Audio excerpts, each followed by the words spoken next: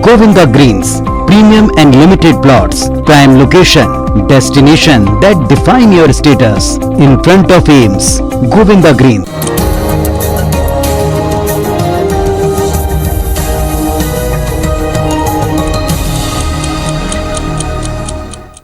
नमस्कार, सुप्रभात। आप देख रहे हैं IBC 24। मैं हूं आप सभी के साथ रचना नीतीश और साथ की बड़ी बात में आप सभी का बहुत बहुत स्वागत है। बुलेटिन की शुरुआत नगरीय निकाय चुनाव की खबरों के साथ। निकाय चुनाव पर बीजेपी की आज अहम बैठक होनी है। नगरीय निकाय चुनाव को लेकर आज बीजेपी अहम बैठक करने जा रही है। बीजेपी प्रत्याशियों के नाम का भी ऐलान हो सकता है।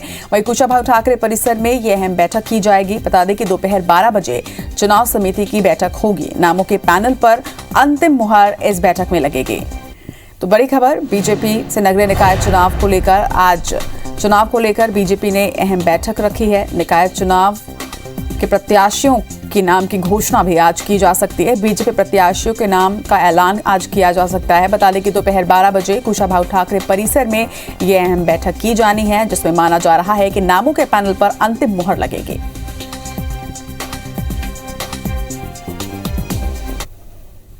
और अब बात कोरोना की। कोरोना के नए वेरिएंट को लेकर प्रदेश में निर्देश जारी कर दिए गए हैं। गाइडलाइन में विदेश से आने पर 7 दिनों का क्वारंटाइन होना पड़ेगा। इसके साथ ही 8वें दिन विदेश से आए हुए यात्रियों का RT-PCR टेस्ट दोबारा किया जाएगा। सभी जिलों को राज्य सरकार ने इसके लिए आदेश भी जारी कर दिए हैं। बता दें कि कोरोना के नए वेरिएंट के संबंध में यह आदेश जारी किया गया है। कोविड प्रोटोकॉल का पालन करना आवश्यक है।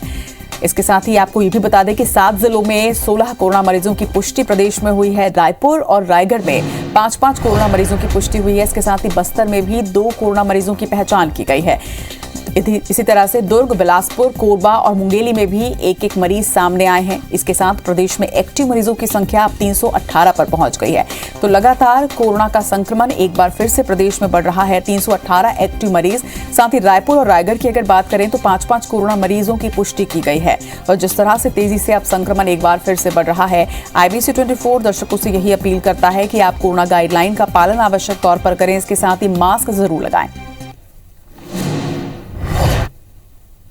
और अब बात डेंगू की। रायगढ़ जिले में डेंगू ने इस बार पिछले 4 सालों का रिकॉर्ड तोड़ दिया है। पिछले 4 महीने में जिले में डेंगू के 114 मरीज सामने आ चुके हैं। खास बात यह है कि इसमें से 87 मरीज शहर के ही हैं। इन सबके बावजूद नगर निगम डेंगू को लेकर अब तक गंभीर नहीं है। बीजेपी ने आधी अधूरी तैयारियों को लेकर निगम की कार्यशैली पर सवाल भी उठाए हैं। बीजेपी का कहना है कि निगम ने संवेदनशील वार्ड में दवाओं का छिड़काव नहीं किया और सफाई की मॉनिटरिंग तक नहीं की गई है। इधर निगम सभापति का ये कहना है कि बारिश के पहले निगम ने सभी वार्ड में सतत सफाई अभियान चलवाया था। नगर निगम का ये दावा है कि शहर में डेंगू की स्थिति अभी नियंत्रण में है और फिर भी संवेदनशील वार्ड में उन्होंने नजर बनाए हुए हैं।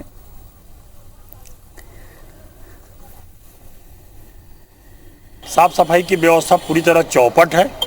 115 से 120 मरीज तो पॉजिटिव चिन्हित किए गए हैं। सैकड़ों मरीज हैं जो अपने घरों पे हैं और अपने स्वयं से इलाज कर रहे हैं। ये स्थिति रही तो डेंगू का भयानक रूप हम शहरवासियों को देखने को मिलेगा। निश्चित रूप से बढ़े हैं, लेकिन उस स्थिति से नगर निगम भी बिल्कुल निपटने के लिए तैयार है। चिन्हांकित जो वार्ड है उस वार्ड में तो ऐसा कोई केस डेंगू का आया नहीं है, किंतु रायगढ़ नगर निगम जो है पूरे 48 वार्डों में फोकस कर तैयारी कर रही है। और अब रुक करेंगे मध्य प्रदेश का। इंदौर के बीजेपी कार्यालय में सोमवार शाम बीजेपी की बड़ी बैठक हुई। इस बैठक में मुख्यमंत्री शिवराज सिंह चौहान, गृह मंत्री नरोत्तम मिश्रा, बीजेपी के राष्ट्रीय महासचिव कैलाश विजयवर्गीय, प्रदेश अध्यक्ष VD शर्मा शामिल हुए। राष्ट्रीय संगठन मंत्री BL संतोष, मध्य प्रदेश प्रभारी मुरलीधर राव, संगठन मंत्री सुहास भगत, संगठन सह मंत्री हितानंद शर्मा सहित संगठन के कई पदाधिकारी इस मैराथन बैठक में शामिल रहे। ये बैठक सरकार और संगठन के बीच समन्वय बनाए रखने के लिए ली गई। बताने की बैठक इतनी गोपनीय रखी गई कि किसी भी विधायक या फिर मंत्री को बैठक में शामिल नहीं किया गया। कयास लगाए जा रहे हैं कि बैठक में संगठन सत्ता के नेताओं से नाराज नजर आ रहा है और इसके अलावा भी इस बैठक को इंदौर में ही क्यों रखा गया, इस पर भी कई राजनीतिक कयास लगाए जा रहे हैं। ये बैठक तकरीबन 3 घंटे तक चली। बता दें कि संगठन के राष्ट्रीय मंत्री BL संतोष मध्य प्रदेश के प्रवास पर हैं। मंगलवार को वो उज्जैन जाएंगे और इंदौर में देर शाम प्रबुद्धजनों के साथ मीटिंग में शामिल होंगे।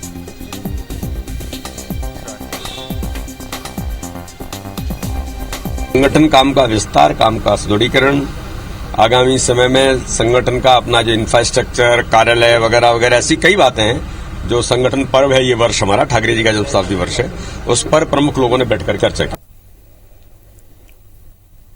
इधर नगरीय निकाय चुनाव को लेकर प्रदेश कांग्रेस चुनाव समिति की बैठक होगी, जिसमें सीएम भूपेश बघेल और पीसीसी चीफ मोहन मरकाम शामिल होंगे। बैठक राजीव भवन में दोपहर 12 बजे शुरू की जाएगी। सीएम और मरकाम के अलावा चुनाव समिति के सभी सदस्य इस बैठक में मौजूद रहेंगे। तो प्रदेश कांग्रेस चुनाव समिति की अहम बैठक आज होनी है, जिसमें सीएम भूपेश बघेल के साथ ही पीसीसी चीफ मोहन मरकाम भी शामिल होंगे। बता दें कि बैठक राजीव भवन में दोपहर 12 बजे शुरू की जाएगी, जिसमें सीएम भूपेश बघेल और पीसीसी चीफ मोहन मरकाम के अलावा चुनाव समिति के सभी सदस्य भी मौजूद रहेंगे। तो आगामी नगरीय निकाय चुनाव को लेकर आज एक अहम बैठक राजीव भवन में रखी गई है। दोपहर 12 बजे ये बैठक की जाएगी। चुनाव समिति के सभी सदस्यों के साथ ही सीएम भूपेश बघेल और पीसीसी चीफ मोहन मरकाम इस बैठक में शामिल होंगे।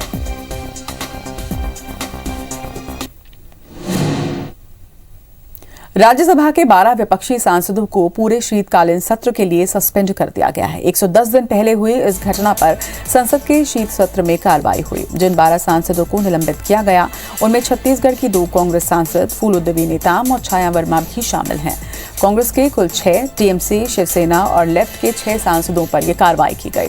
राज्यसभा के उपसभापति हरिवंश ने निलंबित सांसदों के नाम की घोषणा की।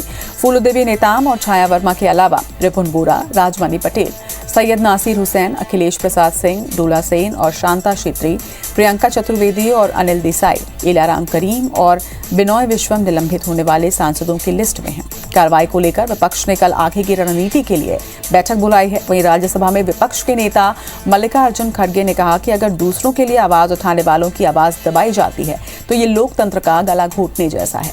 आपको बता दें कि संसद के मानसून सत्र के आखिरी दिन 11 अगस्त को इंश्योरेंस बिल पर चर्चा के दौरान राज्यसभा में जमकर हंगामा हुआ था। संसद के अंदर विपक्ष की महिला पुरुष सांसदों और मार्शलों के बीच जमकर खींचातानी भी हुई थी, जिसमें 12 सांसदों पर सुरक्षा बलों से बदसलूकी का आरोप है। गवर्नमेंट ने जो 12 सदस्यों पे एक्शन लेने के लिए जो रेजोल्यूशन मूव किया, ये टोटली इलीगल है, गलत है, रूल्स के खिलाफ है। हंगामा पिछले सत्र में हुआ था, तभी सस्पेंड करना था। ये तो कहीं नियम में नहीं लिखा है कि एक सत्र में अगर हंगामा हो तो दूसरे सत्र में उसको सस्पेंड करें। पहली गलती तो उनकी ये है कि अभी करना ही नहीं था, उसी समय करना था। दूसरी बात, जैसे अगर उसमें आप लिस्ट में नाम देखेंगे, जैसे प्रियंका चतुर्वेदी जी, चलो मेरी गलती थी, मैं मान लेती हूँ, चलो है ना, लेकिन जो हमारे पार्टी के प्रताप वाधवा जी हैं, आप पार्टी के संजय सिंह जी हैं, जिन्होंने ऊपर चढ़ा था, दीपेंद्र हुड्डा जी, इन लोग का कहीं नाम नहीं है। बीजेपी के राष्ट्रीय अध्यक्ष जेपी नड्डा ने छत्तीसगढ़ बीजेपी संगठन में बड़ा बदलाव किया है। छत्तीसगढ़ बीजेपी के कोर ग्रुप, वित्त समिति, प्रदेश चुनाव समिति और अनुशासन समिति का नए सिरे से गठन किया गया। जानकारी के मुताबिक कोर ग्रुप में प्रदेश अध्यक्ष विष्णुदेव साय, पूर्व सीएम रमन सिंह, नेता प्रतिपक्ष धर्मलाल कौशिक, सांसद सरोज पांडे, केंद्रीय राज्य मंत्री रेणुका सिंह, सांसद रामविचार नेताम, विक्रम उसेंडी, सांसद अरुण साव, विधायक पुन्नूलाल मोहले, बृजमोहन अग्रवाल, प्रदेश संगठन महामंत्री पवन साय, गौरीशंकर अग्रवाल, पूर्व मंत्री केदार कश्यप शामिल किए गए हैं। तो वहीं इसमें गौरीशंकर अग्रवाल, केदार कश्यप और अरुण साव नए सदस्य हैं। कोर ग्रुप में विशेष आमंत्रित सदस्यों में राष्ट्रीय सह संगठन मंत्री शिव प्रकाश, प्रदेश प्रभारी डी पुरंदेश्वरी और सह प्रभारी नितिन नवीन को भी शामिल किया गया है। इसी तरह से प्रदेश चुनाव समिति ने विष्णुदेव साय, रमन सिंह, धर्मलाल कौशिक, सरोज पांडे, रामविचार नेताम, अरुण साव, विक्रम उसेंडी, पुन्नूलाल मोहले, बृजमोहन अग्रवाल, राम प्रताप सिंह, पवन साय, नारायण चंदेल, भूपेंद्र सवन्नी और किरण देव को शामिल किया है। बीजेपी महिला मोर्चा की प्रदेश अध्यक्ष शालिनी राजपूत पदेन सदस्य और राष्ट्रीय संगठन महामंत्री शिव प्रकाश, प्रदेश प्रभारी डी पुरंदेश्वरी और सह प्रभारी नितिन नवीन विशेष आमंत्रित सदस्य होंगे। प्रदेश अनुशासन समिति में पूर्व मंत्री रामसेवक पैकरा को संयोजक और राम प्रताप सिंह, डॉक्टर शुभव कश्यप, रामजी भारती और विभा राव सदस्य बनाए गए हैं। और इसी तरह से वित्त समिति में गौरीशंकर अग्रवाल प्रदेश कोषाध्यक्ष, नंदन जैन सह कोषाध्यक्ष, सुनील सोनी, अमर अग्रवाल, श्रीनिवास राव और राजीव अग्रवाल कार्यकारिणी सदस्य बनाए गए हैं।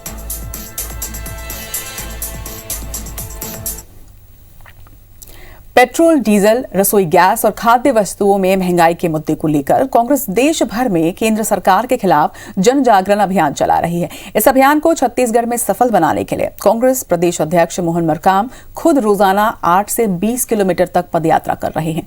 जन जागरण अभियान की शुरुआत 14 नवंबर को भिलाई से हुई।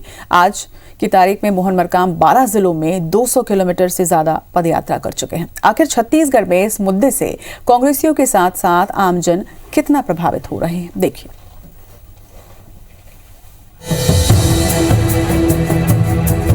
कांग्रेस पार्टी ने देश में जन जागरण अभियान के माध्यम से केंद्र के खिलाफ मोर्चा खोल दिया है। अलग अलग जगहों पर प्रदर्शन को सफल बनाने के लिए छत्तीसगढ़ कांग्रेस ने संगठन के पदाधिकारी और जनप्रतिनिधियों को जिम्मेदारी दी है। खुद प्रदेश अध्यक्ष मोहन मरकाम 14 नवंबर से अब तक 12 जिलों में 200 किलोमीटर से ज्यादा तक की यात्रा कर चुके हैं। यात्रा के दौरान मरकाम आमजनों से मुलाकात कर केंद्र सरकार की विफलताओं को बता रहे हैं। वहीं दूसरी ओर अपने कार्यकर्ताओं को जमीन से जुड़े मुद्दों को उठाने के लिए जमीनी स्तर पर काम करने के निर्देश भी दे रहे हैं।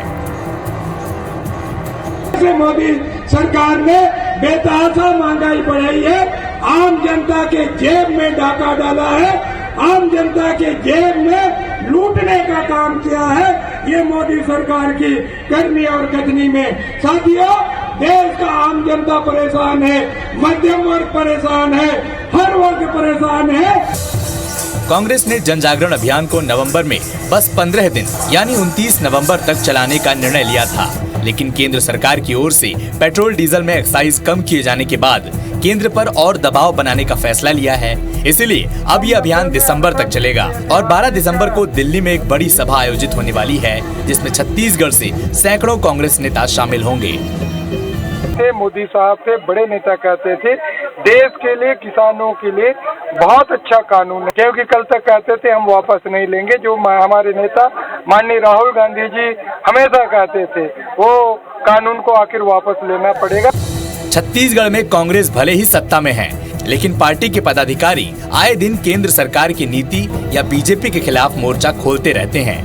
प्रदेश कांग्रेस अध्यक्ष मोहन मरकाम भी कार्यकर्ताओं को ऐसे कार्यक्रमों से जोड़ने के लिए प्रेरित करते हैं। जाहिर है इसे 2024 की तैयारी की तरह ही देखा जा रहा है। सौरभ सिंह परिहार, IBC 24, रायपुर। आबादी के हिसाब से आरक्षण की मांग कर रहे ओबीसी महासंघ ने सोमवार को जबलपुर में जमकर हंगामा किया। इस दौरान महासंघ से जुड़े कुछ पदाधिकारियों ने रैली निकालने की कोशिश की। बताया जा रहा है कि सिर्फ धरना प्रदर्शन की अनुमति थी, इसलिए पुलिस ने कार्यकर्ताओं को रैली निकालने से रोका। इस पर ओबीसी महासंघ के प्रदर्शनकारियों और पुलिस के बीच जमकर झड़प भी हुई। देखते ही देखते ये मामला इतना बढ़ गया कि पुलिस ने प्रदर्शनकारियों पर लाठीचार्ज कर दिया। ओमती थाना पुलिस ने प्रदर्शनकारियों पर जमकर डंडे बरसाए। वहीं करीब 50 कार्यकर्ताओं को गिरफ्तार भी किया।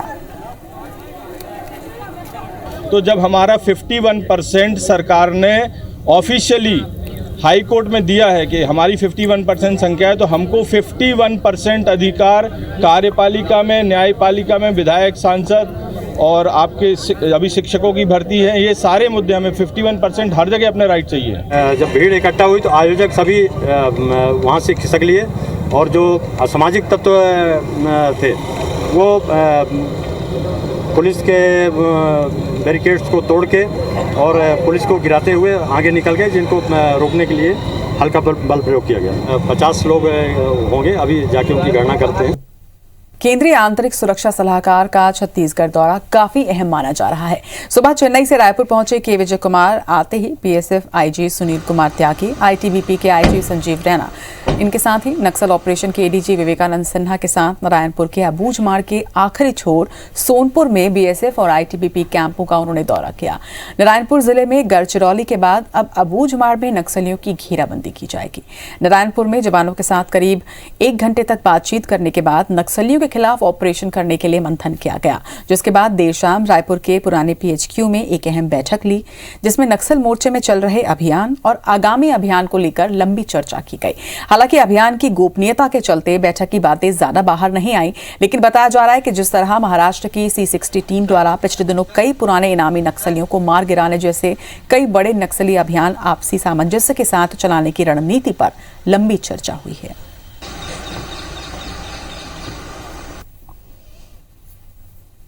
नक्सलियों के विरुद्ध जो ऑपरेशन चल रहे हैं उसकी क्या स्थिति है और आगे उसके लिए क्या रणनीति बननी है उसके बारे में समीक्षा की गई और आगे के लिए जो 3-4 महीने हैं उसके लिए अपना स्ट्रेटजी क्या होगा उसके लिए हम सभी लोगों ने मिलकर बैठ के और रणनीति बनाई और उसके अनुरूप कार्य करेंगे। मुख्य सुरक्षा सलाहकार श्री विजय कुमार सर का आगमन हुआ था। इस आगमन में उन्होंने अपने हमारे जवानों का उत्साहवर्धन किया और नक्सल से लड़ने की आगे की क्या रणनीति होगी इस पर विस्तृत चर्चा हुई है। बॉलीवुड अभिनेत्री अमीषा पटेल की मुश्किलें बढ़ती नजर आ रही हैं। चेक बाउंस मामले में भोपाल जिला कोर्ट ने उनके खिलाफ जमानती वारंट जारी किया है। दरअसल अमीषा पटेल और उनकी कंपनी अमीषा पटेल प्रोडक्शन ने UTF टेलीफिल्म्स प्राइवेट लिमिटेड से फिल्म बनाने के नाम पर 32,25,000 रुपए उधार लिए थे, जिसके एवज में उन्होंने 32,25,000 रुपए के 2 चेक दिए थे जो कि बाउंस हो गए थे। जिसके बाद UTF टेलीफिल्म्स प्राइवेट लिमिटेड ने भोपाल जिला कोर्ट में ये मामला दायर किया था। सुनवाई में भी अमीषा पटेल कोर्ट में पेश नहीं हुई थी, जिसके बाद कोर्ट ने अमीषा पटेल के खिलाफ जमानती वारंट जारी किया है। कोर्ट ने निर्देश दिए हैं कि आगामी 4 दिसंबर को अमीषा कोर्ट में पेश नहीं होती हैं तो उनके खिलाफ गिरफ्तारी वारंट भी जारी किया जा सकता है। राजधानी रायपुर में सनकी आशिक ने लड़की की मां को दांत से काटकर लहूलुहान कर दिया। बताया जा रहा है कि आरोपी अंकित मिश्रा इस बात से नाराज था कि लड़की की मां उसे प्रेमिका से मिलने जुलने से रोकती थी। आरोपी अंकित कल रात झंडा चौक में रहने वाली 45 वर्षीय महिला के घर में घुसकर उसे दांत से काटकर उसने लहूलुहान कर दिया। और इतना ही नहीं, आरोपी अंकित मिश्रा ने बीच बचाव करने आई उसकी दोस्त पर भी ताबड़तोड़ हमला किया। पीड़िता महिला झंडा चौक में ही टिफिन सेंटर में काम करती है। आरोपी अंकित आए दिन लड़की के घर के बाहर चक्कर मारा करता था, जिससे आसपास के लोगों ने शिकायत भी महिला को मिली थी। वहीं आरोपी अंकित महिला की बेटी से मिलता जुलता भी था, जिससे महिला को खासी आपत्ति थी। पीड़ित महिला ने कई बार अंकित को लड़की से मिलने जुलने और बात करने के लिए भी मना किया था। वहीं आरोपी अंकित कल रात महिला के घर का मुख्य दरवाजा धक्का देकर घुस गया और गाली गलौज करने लगा। आजाद चौक पुलिस आरोपी की तलाश में जुटी हुई है। आजाद चौक थाना क्षेत्र का मामला है। एक युवक है, वहीं का स्थानीय अंकित मिश्रा नाम का युवक है। वो अपनी एक लड़की के घर में गया था और जब लड़की की मां ने उस पर आपत्ति किया तो लड़की की मां को दांत से इसने काट दिया था। इसमें अपराध पंजीबद्ध कर लिया गया है और आरोपी का पता तलाश किया जा रहा है। रायपुर से बड़ी खबर आपको बता दें, विधानसभा रोड पर सड़क हादसा हुआ है। सेमरिया के शांति सरोवर के पास देर रात ये हादसा हुआ है। बताया जा रहा है कि एक तेज रफ्तार कार खड़े ट्रक में जा घुसी। कार सवार 3 लोगों में से एक युवक की हालत गंभीर बताई जा रही है। घायलों में एक निजी अस्पताल के न्यूरो सर्जन बताए जा रहे हैं। ज्यादा जानकारी के साथ हमारे सहयोगी तहसीन इस वक्त हमारे साथ जुड़ रहे हैं। तहसीन, क्या कुछ खबर जानकारी इस खबर पर? देखिए, देर रात की ये घटना बताई जा रही है। ये सिमरिया है, जो विधानसभा रोड पे गांव है, वहाँ पे शांति सरोवर के पास एक ट्रक खड़ा हुआ था। तभी एक तेज रफ्तार जो होंडा सिटी कार है वो उसमें जाके घुस गई है और कार में 3 युवक उसमें घायल हुए हैं। बताया जा रहा है कि जो इसमें जिस तरीके से जो बात अभी तक सामने आई है, प्रांजल शर्मा, पराग झा और एक जो डॉक्टर मनीष चौरसिया बताया जा रहा है कि ये 3 लोग इसमें बैठे थे और तभी ये हादसा हुआ है। और इसमें जिस तरीके से बात सामने आई है कि महुआ स्थित एक निजी अस्पताल है, वहाँ के न्यूरो सर्जन है डॉक्टर मनीष चौरसिया। इनकी हालत जो है काफी गंभीर बताई जा रही है और इनको उसी अस्पताल में, जो निजी अस्पताल है महुआ में, उसमें आईसीयू में भर्ती किया गया है और इनकी हालत गंभीर बताई जा रही है। लेकिन ये बताया जा रहा है कि किसी ढाबे से खाना खा के वापस आ रहे थे, तभी ये हादसा हुआ है। लेकिन जिस तरीके से इससे पहले भी IBC 24, चाहे रिंग रोड हो, चाहे कोई भी रोड हो जहाँ पे जो बड़ी गाड़ियां खड़ी हो जाती हैं, उसको खबरें दिखा चुका है कि इससे हादसे होते हैं। और वही बात सामने आई है कल देर रात कि जिस तरीके से ये जो ट्रक है, ये खाली ट्रक खड़ा हुआ था सड़क में, जबकि वहां पे कोई पार्किंग की जगह नहीं थी। उसके बावजूद भी ये एक बड़ा जो ये हादसा हुआ है कि ये जो कार जो है होंडा सिटी कार, ये आके उसमें घुसी है और अभी तक बताया जा रहा है कि 3 युवक उसमें घायल हुए हैं और जो इसमें जो डॉक्टर हैं न्यूरो सर्जन, उनकी हालत काफी गंभीर बताई गई है। फिलहाल विधानसभा थाना पुलिस ने ये मामला दर्ज कर लिया है और अभी इसकी पड़ताल में जुटी हुई है। लेकिन ये पहला कोई हादसा नहीं है, इससे पहले भी रिंग रोड पे भी इस तरीके के जो हादसे हैं खड़े ट्रकों में गाड़ियां घुसने की, वो होते रहे हैं। जी, खबर पर नजर बनाकर रखिएगा तहसीन। तमाम जानकारी के लिए आपका बहुत बहुत शुक्रिया। बढ़ेंगे आगे। ठंड की दस्तक के साथ सब्जियों के बढ़े हुए दाम में कमी देखने को मिल रही है। रायगढ़ जिले में सब्जियों की आसमान छूती कीमतों से लोगों को धीरे धीरे अब राहत मिलनी शुरू हो गई है। टमाटर की आवक बढ़ने से कीमतों में 3-4 दिन में 15 से 20 रुपए की कमी आई है।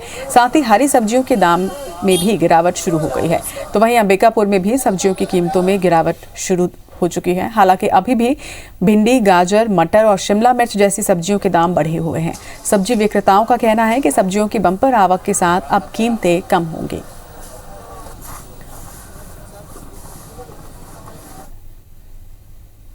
इसी के साथ इस बुलेटिन में फिलहाल इतना ही। आगे देखिए हमर बानी हमर कोट। नमस्कार।